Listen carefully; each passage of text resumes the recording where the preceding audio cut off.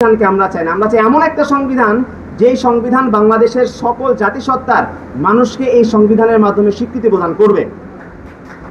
এই সংবিধানের মধ্যে মুক্তিযুদ্ধ শব্দটাকে লেখা হয়নি, অর্থাৎ আমাদের যে 1972 সালে যে সংবিধান লেখা হয়েছে সেইখানে মুক্তিযুদ্ধ শব্দটাকে তারা বাদ দিয়ে দিছে। তো পরবর্তীতে এই মুক্তিযুদ্ধের বদলে তারা যে শব্দটাকে ইউজ করেছিল সেটা ছিল সংগ্রাম। পরবর্তীতে এটা নিয়ে যখন আলাপ আলোচনা হলো তখন তারা সংগ্রামটাকে কেটে এখানে যুক্ত করলো যুদ্ধ। মুক্তিযুদ্ধ কিন্তু লেখা নেই। অর্থাৎ আমরা এমন একটা সংবিধানের মধ্যে গত 54 বছর ধরে আছি যে সংবিধানের মধ্যে মুক্তিযুদ্ধ শব্দটা স্টিল নাও অ্যাবসেন্ট, অনুপস্থিত। দ্বিতীয় যে বিষয়টি সেটি হলো আমাদের এই সংবিধানে একমাত্র সংবিধান, বিশ্বের ইতিহাসে একমাত্র সংবিধান যে সংবিধানের মধ্যে বলা আছে যে এই সংবিধানে যে বেসিক স্ট্রাকচার আছে, অর্থাৎ এই সংবিধানের মধ্যে যে 1/3 অংশ আছে, এই 1/3 অংশ যেটা বেসিক স্ট্রাকচার, এই বেসিক স্ট্রাকচারকে আপনি কখনো চেঞ্জ করতে পারবেন না। বেসিক স্ট্রাকচারটা আসলে কি?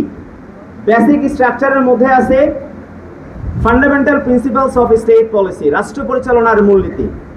এই রাষ্ট্র পরিচালনার মূলনীতির মধ্যে আপনাকে কতগুলো economic, social and cultural rights দেওয়া হয়েছে যেগুলো বাস্তবায়ন করতে সরকারের টাকা পয়সার প্রয়োজন হয়, অর্থের প্রয়োজন হয়। সেগুলো কি আসলে?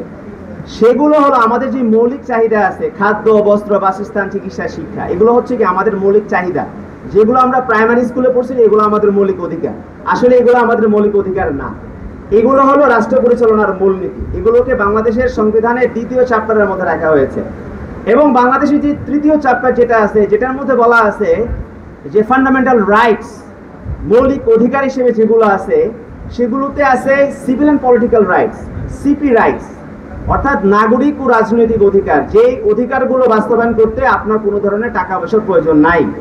তো আপনি 54 বছর পরে এসে আপনি যদি বাংলাদেশের জনগণকে প্রশ্ন করেন যে আমরা এমন একটা সংবিধান কি চাই যে সংবিধানের মধ্যে আমার খাদ্য, বস্ত্র, বাসস্থান, চিকিৎসা, শিক্ষা সেগুলো মৌলিক অধিকার হিসেবে স্বীকৃত না, এমন কোন সংবিধানকে আমরা চাই কিনা? এই সংবিধান কিন্তু আসলে আমরা চাই না। এবং এই মৌলিক চাহিদাগুলোকে মৌলিক অধিকার হিসেবে স্বীকৃত না করার কারণে 1972 সালে যে সংবিধান, সেই সংবিধানে যারা গণপরিষদের যারা সদস্য ছিলেন সেখান থেকে 2 জন কিন্তু শুধুমাত্র এই কারণে তারা এই সংবিধানের স্বাক্ষর করেন নাই। তার একজন হচ্ছে সুরঞ্জিত সেনগুপ্ত, আরেকজন হচ্ছেন মারমেন্দ্র নারায়ণ লারমা। তারা এই 2 জন এই মৌলিক চাহিদাগুলোকে মৌলিক অধিকার হিসেবে স্বীকৃত না করার কারণে সেই সংবিধানে তারা স্বাক্ষর করেন নাই।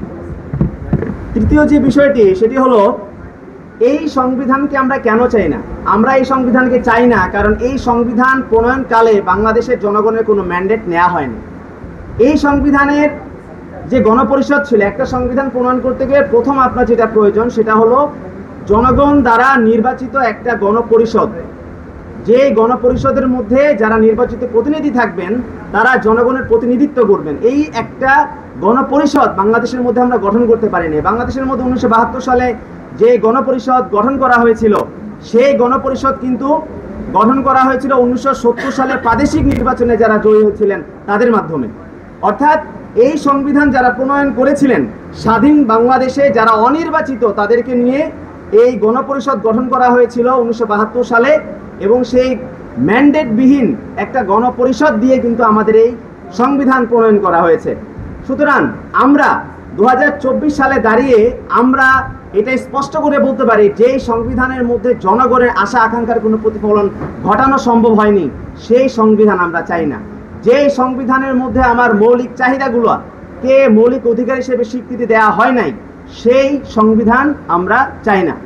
এবং এই সংবিধান যখন প্রণয়ন করা হয় তখন কিন্তু কমরেড বদরুদ্দিন ওমর বলেছিলেন এই সংবিধান হলো একটা চিরস্থায়ী জরুরি অবস্থা। অর্থাৎ এই সংবিধান যখন চলতে থাকবে তখনই দেখবেন যে কোনো না কোনো এক সময় আপনার জরুরি অবস্থা জারি করতেই হবে, আপনি এটাকে কখনো আটকে রাখতে পারবেন না। এই সংবিধান যখন প্রণয়ন করা হয়েছিল তখন যে মডেলটা অনুসরণ করা হয়েছিল, দেখবেন বাংলাদেশের ইতিহাসে, এই বিশ্বের ইতিহাসে একমাত্র বাংলাদেশের মধ্যে একটা সংবিধান প্রণয়ন করা হয়েছে যেখানে সকল জাতিসত্তার স্বীকৃতি প্রদান করা হয়নি। 1972 সালে যে সংবিধান, সেই সংবিধানের মধ্যে আমাদেরকে জাতীয়তা এবং জাতি হিসেবে আমাদেরকে এই সংবিধানের মধ্যে লিপিবদ্ধ করা হয়েছিল শুধুমাত্র বাঙালিদেরকে। অর্থাৎ যারা ক্ষুদ্র জাতিসত্তা জনগোষ্ঠী ছিলেন তাদেরকে কিন্তু এই সংবিধানের আলোকে স্বীকৃতি প্রদান করা হয় নাই, এবং সেই স্বীকৃতি না প্রদান করার কারণে কিন্তু গণপরিষদের 2 জন মেম্বার তারা এই সংবিধানের মধ্যে স্বাক্ষর করেন নাই। স্টিল নাও 2025 সালে এসে দাঁড়িয়ে আমাদেরকে বলতে হচ্ছে যে এই সংবিধানের মধ্যে স্টিল নাও আপনাকে বাংলাদেশের সংবিধানের মধ্যে নাগরিকত্ব হিসেবে, জাতীয়তা হিসেবে আপনাকে বলা হচ্ছে আপনি বাংলাদেশি, একই সাথে জাতি হিসেবে আপনাকে বলা হচ্ছে আপনি বাঙালি। অর্থাৎ আমাদের এই বাংলাদেশের মধ্যে ক্ষুদ্র জাতিসত্তা যারা রয়েছেন, আপনারা জানেন যে গত পহেলা বৈশাখে যখন র্যালি হলো তখন আমরা দেখতে পেলাম যে 26টি জাতিসত্তার জনগোষ্ঠী কিন্তু তারা সেখানে অংশগ্রহণ করেছিল, এবং বাংলাদেশের মধ্যে এই ধরনের একটা বৃহৎ জনগোষ্ঠী, ক্ষুদ্র জনগোষ্ঠীকে কিন্তু এই সংবিধান এখন পর্যন্ত স্বীকৃতি প্রদান করেনি। সুতরাং এই সংবিধান কি ইনক্লুসিভ জায়গার মধ্যে এখন পর্যন্ত আছে?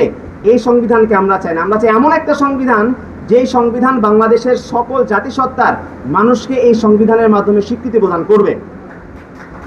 এবং আমাদের সবচেয়ে বড় যে উদ্বেগের যে বিষয়টি, সেটি হলো 1972 সালের মানুষদের, জনগণের পিপলস উইল এবং 2024 সালের মানুষদের পিপলস উইল কিন্তু আসলে এক না।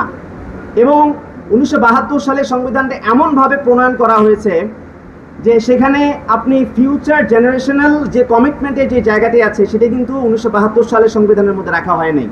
অর্থাৎ 1972 সালের সংবিধানটা এমনভাবে প্রণয়ন করা হয়েছে যে আপনি যদি 2050 সালের মধ্যেও যদি আপনি পৌঁছায় যান, তাহলেও আপনাদেরকে 1972 সালের মধ্যেই থাকতে হবে।